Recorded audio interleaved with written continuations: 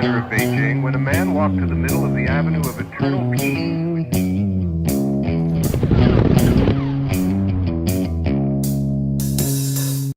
All right, welcome back to the Survival and Basic Badass Podcast, Kevin and Chuck.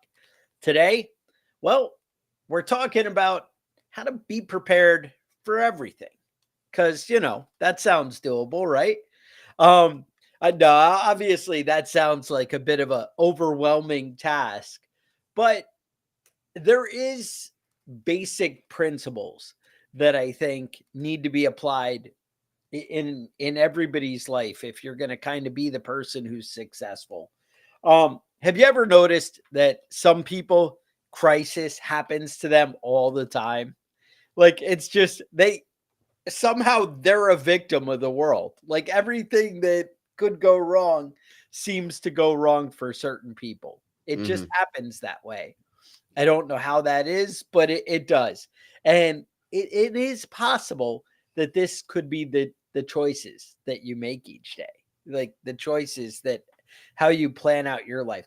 Sometimes when bad things happen to you, people don't realize, but there are signs that build up to that moment.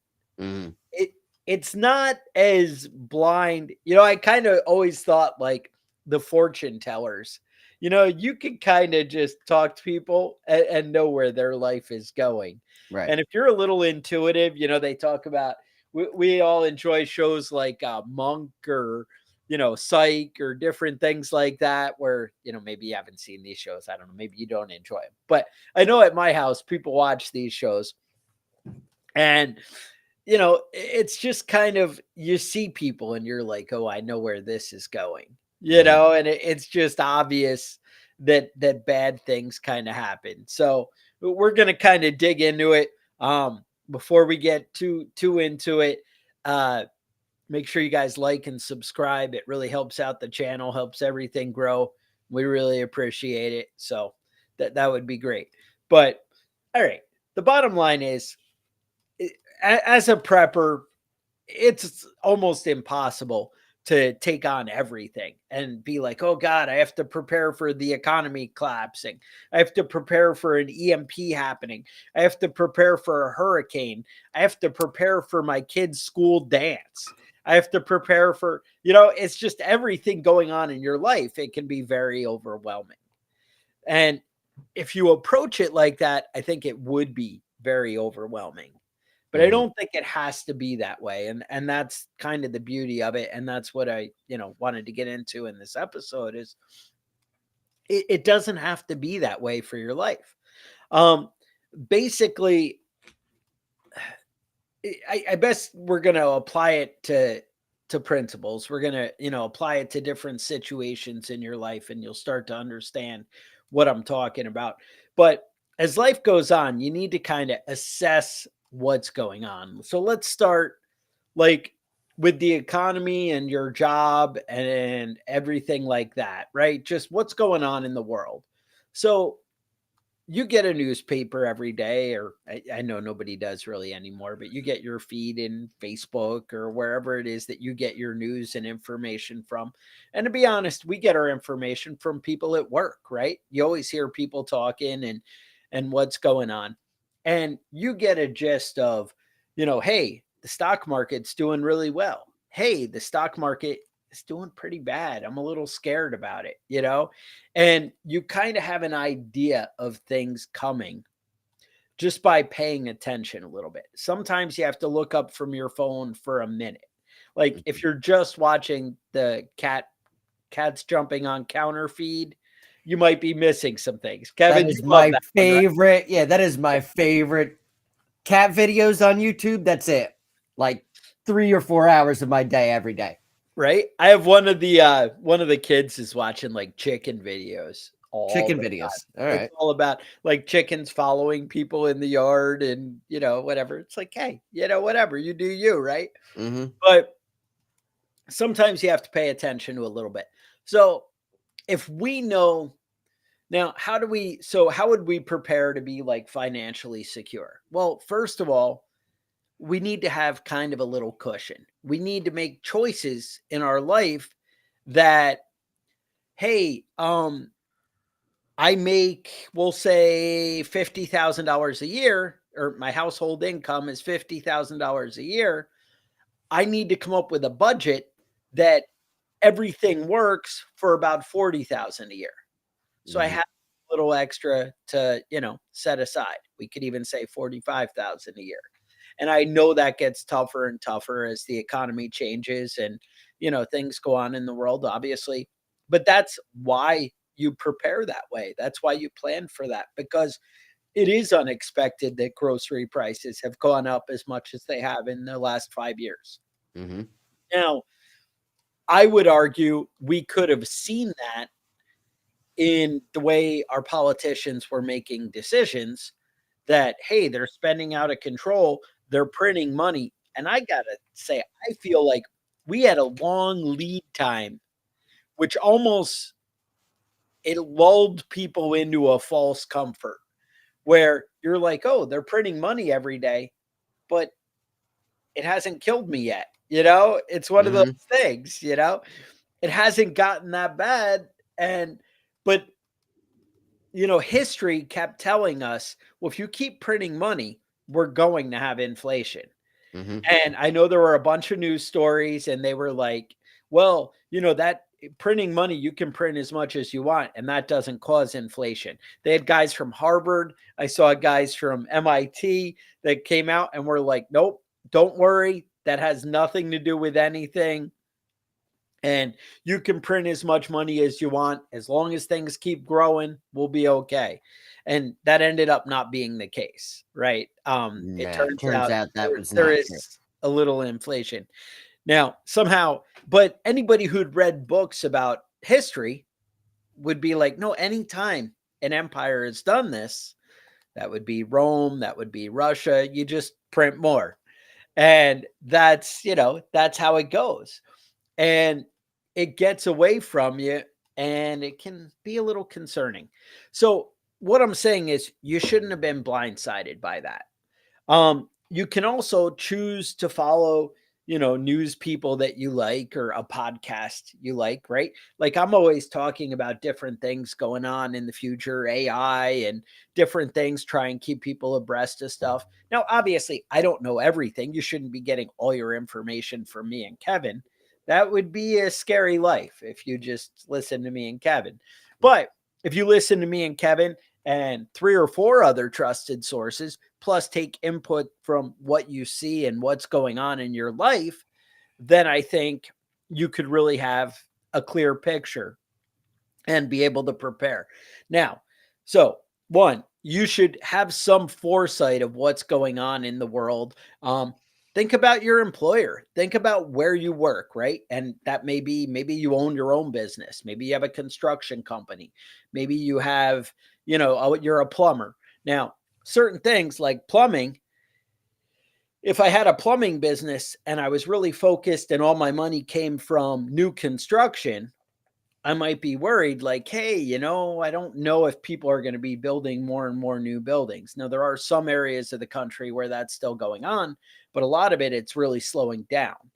Um, but I would also say, hey, but people still need to get their, pipes snaked and faucets changed out. And I would look at shifting my business model into focusing on things where the economy's going. So I'm not necessarily blindsided by it. Um, I would maybe look at downsizing, and even if that was early on, I would look at, hey, this guy quit. Maybe I don't replace him. And because if you can do it kind of planned out from the future, now some employees, you're a great employer, maybe they never change over. And so you have to, make choices at some point. People also tend to let life happen to them where they carry people longer than they should, or they put up with a bad job longer than they should, Mhm. or, they accept the predicament instead of, Yeah. I used to work with a guy that I swear he had 5 flat tires over the course of 3 weeks. And you know, we're not talking about real flat tires. We're talking about somebody that was just late for work all the time and needed an excuse. But it's one of those things. If you're that person that stays up playing video games till 3 in the morning and then have a hard time getting up for work, maybe you need to reassess you know, the way you're running your life. Yeah, exactly. Um, and that's the thing. A lot of people become victims of circumstance. And that's, something that you need to kind of prevent. So anyway, so some core prepper principles that you might look at. Like one of the first things me and Kevin always talk about when you start prepping is, hey, you should really have a 2 week supply of food in your house as the minimum, right? And you should have a little cushion nest egg. I know I've thrown out the amount like $1,000 set aside in cash that you built up over time set aside. Well, that's really going to help you if you lose your job, or maybe your friend loses their job and you can help out his family and bless them with a little bit of your stuff, whatever. But having that cushion makes everything a whole lot less urgent, where you don't have to be in a full on panic. I think we all know those people in our lives who everything is a freaking crisis, and it, right over the edge all the time. It's like, oh my God, I got a flat tire and I can't afford it. And now I can't, or the battery went bad in my car and there's no way. But this same person who are riding around on bald tires, or the car battery, it happens, right? Car batteries die. I don't always know that you can predict that or whatever. Sometimes there is signs. I feel like Right. I notice things and I'm like, you know what, that's going to go any day. I can hear the way that car starts and whatever. Mhm. But just the same, even if we're not in a position where we're aware of that kind of thing, um it shouldn't throw you that hard. And a lot of the people who I see with these issues have a way nicer, newer car than I do. And I'm like, well, you picked the wrong car. You should have spent less. Or they live in a fancy apartment where they take care of everything for you. Well, Mhm. yeah, that's nice, to have an apartment building where I just, but throw the bag in the trash dumpster right on the way out, and, things are easy, and, Right. Maintenance guy everything shows up works. when I call him when something doesn't work Great. I right. mean, that's awesome. But if that wipes out your budget completely, maybe that was not the right life choice for you. Mhm. So that's something to consider. Yeah. Now, I mean, to further that point though, I see that a lot with I've got a trailer park down the street. Um, Do you you know, live in the trailer park, Kevin? I don't live in the trailer, but Okay. it's not that far from my house. It's where all your And best friends live. man, they have they have the nicest cars in that trailer park. I mean, Oh, wait. it probably leaks when it rains inside, but man, they got a nice looking late model car. Yeah. And you know, I don't know. I mean, I guess you choose what you spend your money on, but I mean, there's a lot of I see a lot of people spending money on flashy things that they don't need at all and then shorting themselves in other areas, you know? Yeah. No, exactly. Um, no, it's crazy. Um Yeah. yeah, so let's talk about some basics of you know, things that you could do to streamline your life, make things a little bit easier and have less unexpected events Yeah. popping up and getting you. Because you know everybody I think everybody agrees that you know a car breaking down can be catastrophic. You know what I mean? If you Yep. need to just go out and buy a new car, your car is so messed up, transmission just went 18 whatever $8,000 you got to shell out now. That can be catastrophic. Yeah. All day. Um you know there's I would say that your vehicle and your house, whether you rent, lease, whatever it is, those are the two primary things that you need to maintain to make sure that you're gonna be in an all right situation if things go sideways. Um, and basic car maintenance. I don't have to tell you about basic car maintenance. Get your oil No. changed, and get your fluids checked, and And like you said, changing out your tires when they're bald. But we can go through a couple of steps. One of the things I would say is you don't have to spend a lot of money on a lot of stuff. There's a lot of stuff that we overspend on. If there's three things that you're going to spend money on, I would say it's a decent mattress, a good pair of shoes, and good tires. Things that separate you from the ground. And, maybe it is worthwhile for you to get snow tires during the winter. If you live in an area where you get, a decent amount of snow in the winter, get some snow tires, switch them out every year. It's not that expensive. You get this set. And if you don't run those snow tires all damn summer, they're going to last you a few winters. A lot of people don't change them out. When summer comes, the hot asphalt will just tear those snow tires up. It does. And that's one of those things. So it definitely can get away from you, but there are basic preps for your car. And I like to be helpful as well as take care of my own stuff. But like with my vehicles, I have a can of Fix-A-Flat in all my vehicles, right? So if I see somebody, now I know that stuff kind of sucks. Nobody wants to fill your tire with, with crap, but it also sucks being on the side of a busy, super highway that, and you have to change your tire and you might die. It's probably better to not. And the thing is, I can also stop and help somebody who doesn't have a spare tire, who doesn't have whatever, and, whatever they need to change their tire.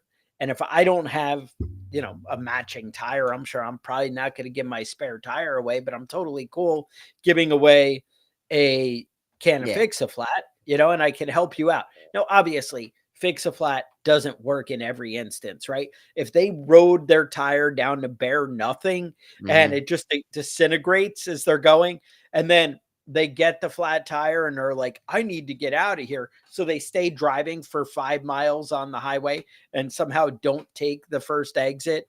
They just keep going. Then, you might just have shreds that Fix-A-Flat isn't going to do anything. Right. Have you ever had to plug a tire after somebody put Fix-A-Flat in it? It's not a fun treat. That's nightmare. You get that sticky shit all over your hands, man. But that's,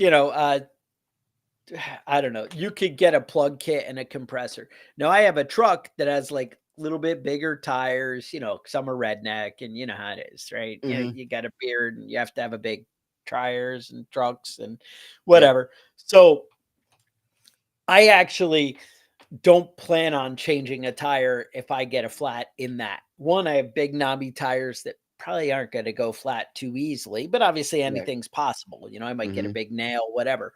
So what I do is I have a plug kit to fix it. I have an air compressor to fill it back up. I do have a spare tire and I have a can of Fix-A-Flat. Now I almost guarantee I'm not going to put that Fix-A-Flat in there.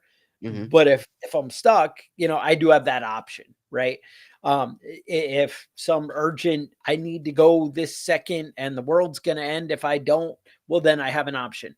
But it's not just car maintenance. I also have, all my cars have jumper cables. I'm not super rich, so I haven't been able to swing it yet, but I've been easing into it. I have one of those battery booster packs. I have that not in my truck, but I have it in the wife's car. And so she can carry that with her. And if she needs to, start it, she's good to go. Now I'd like that in all my vehicles, but I haven't gotten there yet. So, whatever, we still make choices, right, on what probability and all that. And I'm like, whatever, if I get stuck, I get stuck. A small toolkit,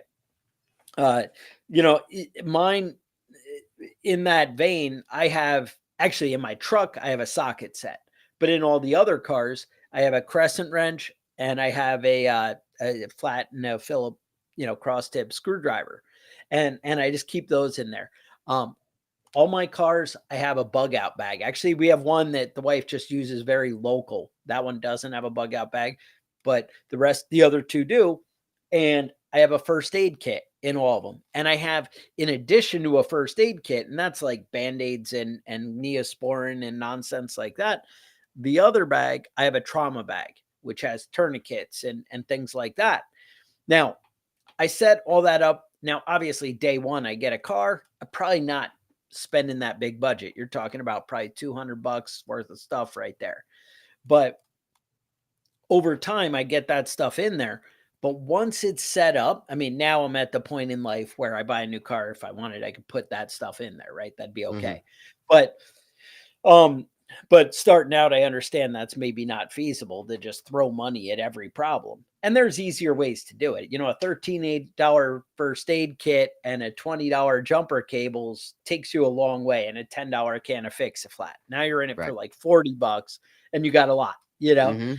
But You got if most I'm of your making a bases long covered trip, for an emergency. I want that bug out bag if I'm going to be more than an hour away from my house. Or not, I say bug out bag, I have a get home bag, like a 72-hour bag. But also, if I was on a really tight budget, maybe I would throw a case of water in the car before my trip, and I would a couple other things that I know would be essential, right? And you know, if I didn't already have a prepared bag that was going to get me what I need. Anyway, once I have all this set up, there are two things I need to do. One, about once a year, I'm going to go check those things. I'm going to go spend 10 minutes and go through the car. Hey, everything's here. I open up the bag. The water didn't freeze and explode in everything, or the Band-Aids didn't get all stuck together where they're completely useless. I don't know how that happens, but somehow it does. And all that stuff, I'm going to go through for 10 minutes once a year, and I'm going to check it. Now, the key to that, you would have to check it more often unless you remember one key rule of when you use stuff, you replace stuff, right? When you know what? I used that battery booster to help somebody and I didn't plug it back in and charge it back up. Well, but you need to remember that. That's part of the rule. But once a year, that 10 minutes, you're going to check, hey, is that charged up? Is that holding the charge? Everything good? All right, cool. Hey, the fixed flat's still there. Nobody touched it. We're good. All right. And then you move on. And that's it. And then it's low maintenance and low budget. It's not costing me $150 a year to maintain this. It's just a one-time thing. And then I'm good for 20 years of life. Right. Now, obviously, that first aid kit might not last 20 years. But after 5 years, I buy another $13 first aid kit. Or maybe even better, I need to buy $3 worth of stuff to just replace those couple of items that got damaged, right? So that's how you approach things. Same thing with my house, right? So people always, a tree fell on my house and took out my car and I'm the victim and whatever. Now, obviously, we just had some hurricanes here and there's another one coming and a lot of things going on like that. But you need to walk around your property and say, hey, do I have dead trees? Do I have dead limbs that are just hanging right over my house and look really bad? Hopefully you're the kind of guy that can handle it yourself. Now, cool guy like me, I have some trees in my yard that if they were dead and crappy, I wouldn't even touch them. I'd be like, you know what? I got to call somebody. And as things start to go south, I would start to prepare my budget to deal with that, and see if I could find somebody. Now, how hard I'm going to shop around to get somebody, it depends on my budget, right? What's your time worth? If I'm on a really tight budget, I'm going to talk to a lot of people and I'm going to see where I can squeeze every penny and get the best deal. Now, we are supposed to be good stewards of what we have, right? I mean, that's kind of a good motto to live your life, is to not be wasteful. But just the same, if you get a fair price, you go with it, and you accept it, assuming it fits your budget. Maybe you have to call a buddy and whatever. Maybe I don't know. I have buddies who have like a boom truck. Like, I mean, there's always something, you could do. Maybe you should be nicer to people and you'd have better buddies. Maybe that's Kevin. I mean, that's not a trade-off I'm willing to make. Yeah, that's an ugly road to go down. But but I mean, there comes a point where, and everybody knows these people, that have a bucket underneath their sink because it leaks every time they run it. They have a leak and a wet spot on their ceiling. but only when it really rains. So, it's just a little discoloration. It'll be fine. That sort of stuff is like, you really like walking a fine line there of like That's catastrophic failure in your life if that's the that's type it. of shit you're ignoring. Well, you guys know me. I'm kind of a do-it-yourself kind of guy, and even in New York, I had a reasonably flat roof, and I'd be up there replacing shingles, and that roof was pushing the 30-year mark, and every time we'd have a storm, I'd lose like 3 or 4 shingles off the top, and Uh-huh. mind you, I had a package of shingles that I kept around, and I'd climb up there and I'd bang them in and do it, and so the house I'm in now, once again, somehow I managed to buy another house with a questionable roof. And Uh-huh. again, both houses built in 92 and both houses rocking the 92 roof, The same which roof, huh? that sounds like more than 30 years, but Yeah, we it's a won't bit of a talk stretch about how there. math works. Yeah. But so I would let that go, and this one, and the same thing. If like we get like full on like hurricane rain, it would drip a little bit, and I'd be like, yes, I'm gonna have to do something. Mhm. And so this last, like, I think it was even right before Debbie here, we had a couple of storms and it would drip, and I'd be like, oh yeah. And so I climbed up there. And that's the thing though. So the house I had before had a reasonable pitch roof. Mhm. Now it's like freaking, 45-degree angle or something. And I'm like, yeah, I don't really want to walk on that. Like actually, if it was a true 45, you could just kind of lean the ladder and go all the way right to the top. Mhm. But Right. no, mine's like one of those stupid like Dutch barn like roofs where you have a steep angle and then it angles. And the top angle is also very steep that I don't want to be walking on. I Yeah. go up there, there's a bunch of shingles that are like just ripped up and crappy. And I'm like, I need to do it. And I go out, I climb on there. And of course, when they're old and sun baked and whatever, you know how they get like really gravelly and you're Right. And slipping they and they they sliding want to on just roll everything. from under your feet. Yeah. And I'm like, you know what? I don't think I need to die for this. I'm probably at the point where I'm ready to commit. Uh-huh.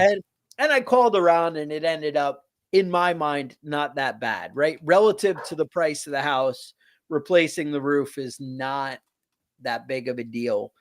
And actually, I found out a way. It was cool because I don't have any credit cards, and I, made choices in my life over and over to get away from all that. Mhm. But I also pay my mortgage hard. I hate giving them extra interest money and whatever. And so I have very little cash on hand. It's funny because I pretty close where I probably could have covered the roof budget out of the cash on hand. But if Mhm. I give that out, then I don't have any cash on hand. And the Right. next emergency, it just, it worries me. I get a little peace of mind from having a little money in the bank. Right. Mhm. So with that, what I did is I was talking to people at work and they were like, oh, you can borrow money out of your 401k. And I'm like, what? Tell me more. Now, mind you, this could just be my employer, right? Like Yeah. It I is don't it's know. most employers. You It can is do most this? Okay. employers. Yeah. So I look at it. So it's $100 fee and they charge 9.5% interest. And you're like, oh my God, Chuck, that's pretty crappy. But wait, work with me. 9.5% interest that you pay back to yourself. Right. So So it's you like get I'm the interest. making 9.5%. Right. You can set the term and whatever. So I get paid every other week and I set it up that it would be like $170 every paycheck for 30 weeks and ends up costing me like, I don't know, like 12 grand or something. And I get my roof and in 30, sorry, not 30 weeks, it's 30 months, it'll be all paid off and whatever. And I feel like that isn't going to cripple my budget and whatever. And I'm paying interest to myself. And I'm like, oh, with the market going crappy, that kind of works out. But I don't know. It's a Yeah. crazy world. But bottom line is, I'm going to get a new roof, right? I called the guy. I said, you know what? Let's do it. Let's get it done.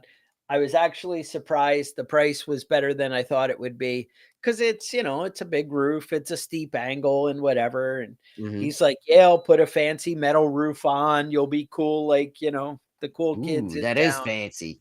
Yeah, like rich people.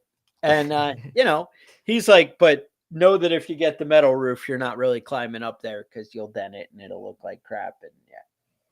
Yeah, I was doing some pricing for some roofs for a friend, not me Yeah. doing the job. I mean, getting prices Yeah. from contractors. Mhm. And I talked to this one guy. He said, "Call this person. He's great because he'll just show up with like 30 Guatemalans, and they'll just strip that house and have it reshingled in a day." Yep. And I was like, That's "Yeah, it. yeah, Most places, it's a that's the day way to or go." two. Yeah. Yeah, but all right, yeah. So we're talking about house maintenance. All right. Um, let's talk about a couple of basics of things you need to keep up with aside of your roof. We talked about plumbing. Right. Let's get those leaks fixed pretty quick. The worst thing you can do to your house is have water damage. Whether it's leaking from a sink or it's leaking from your roof, it ain't no good. Long term, that will destroy everything in your house. Yes. And Um, that's the thing. Ignoring any water damage, like you said, it really destroys it and makes your house worthless. Um, mhm, you run the risk inside of mold and that kind of thing. Now, I'm not saying every mold is the end of the world like they react on these shows, mhm. but it also really can start to spread and do horrible damage. Right, So right. You get a little bit of dry rot and a little bit of wood inside your house, and man, give that a year or two, and yeah. you're gonna be replacing entire walls. Um, but one of the other big dangers in your house is fires, electrical fires, grease fires. The stuff that can get out of control real fast. Things that start out as a small issue can become real dangerous real fast. And just I think it's not crazy to just buy a small fire extinguisher for your kitchen, for grease fires. That's maybe you're not an idiot. Maybe you don't ever get into a situation where you're going to have a grease fire. But do you have kids? Kids are fucking stupid. I don't know if you guys know this, but if you have kids, you probably know. They're stupid and they do stupid shit all the time. And they see a fire and they want to go splash water on it. And now you got a serious problem, you know? Um, Having a small fire extinguisher, near your stove, under your sink, wherever it is, easily accessible, is a smart investment. It doesn't cost that much to get a small fire extinguisher. You're looking at Right. 30, 40, $50, And Um, that's it. It's, smoke detectors, fire extinguisher, stuff you buy one time and then you check it every year, 10 minutes. Go through. Hey, I should check all my smoke detector batteries, make sure, most of them are hardwired anyway anymore, newer houses. But mhm. you go through and you check the charge on your fire extinguisher, right? Not just that it's there, but that it's Yep. actually got Yep. And pressure. and most businesses stuff, they have it inspected once a year and you should be checking it once a month, blah, blah, blah. If it's in your house, just take a look at it when you're walking past it. Have it, you know, there's a gauge where it should be between. And most fire stations will charge that up for you. It's just compressed air. The stuff that's in there that puts the fire out is not going anywhere. It just needs to be pressurized. How do you put out a fire with a fire extinguisher? Spray at the base of the fire. Don't just try and spray the whole fire down. Spray where the fire is coming from. That's fire extinguisher 101. Yeah, and that's one of the other things is training, right? How many, as we grow and mature into adults and functional members of society, you should be stepping up your game, right? Hey, I haven't done any good training this year. Let me go do a first aid class and Hmm. learn something. Let me do some kind of home maintenance class. I mean, I know I've been to a few classes where they've taught me how to use a fire extinguisher, right? Throughout Hmm. life. I don't know, Boy Scouts or, at work, we actually did one where we, used a fire extinguisher, different things, that goes on. Um, but using a firearm, right? Hey, take a class, step up your game a little bit, get out of your comfort zone. Um, then step up into some kind of, preparedness class, some kind of shooting class, some kind of tactical awareness class, all these different things, a car maintenance class, right? How much would that help you? Some kind of basic, learn to fix your house kind of class. Now, obviously, I'm not saying, a lot of people, you grow up in a world where you're doing, maintenance with your parents or whatever. That's cool. But some of us don't have that training. I learned all kinds of carpentry and plumbing growing up, but I didn't learn anything about firearms or car maintenance, Hmm. and then it was funny. I ended up having friends whose dads were all into car maintenance, and I got into that and, started to figure that stuff out. But take a class, just keep growing. And maybe it doesn't have to be a class. I know you guys are saying, "Hey, I don't like people." I'm with you, right? I get that. So maybe you start paying attention on YouTube. Hey, let me dig into how this works. I have some friends, I used to give them grief because they research the hell out of everything, but they really dig down into understanding. And my friends who are like that are some of the most knowledgeable guys out there. And they just, hey, I don't really know how that works. And instead of just accepting, oh, this is how a cylinder works and, things go back and forth and whatever, I researched that and I know how that works. One, people don't take advantage of you when you understand how things work. And Hmm. two, you start to recognize problems, one, before they happen because you see bad designs and bad setup, but you also learn how to deal with it and how to correct problems. And that's really the gist of, what I wanted to talk about is, just how do you prepare for the unexpected, the everything? Because you can't just be a victim and let life happen to you. You need to learn to look and recognize what's going on. Now, there are certain cores, certain principles that I think apply to everything. And one of them is, right, we need to have some kind of security. And security could be, learning how to use a firearm to protect your family from physical threats.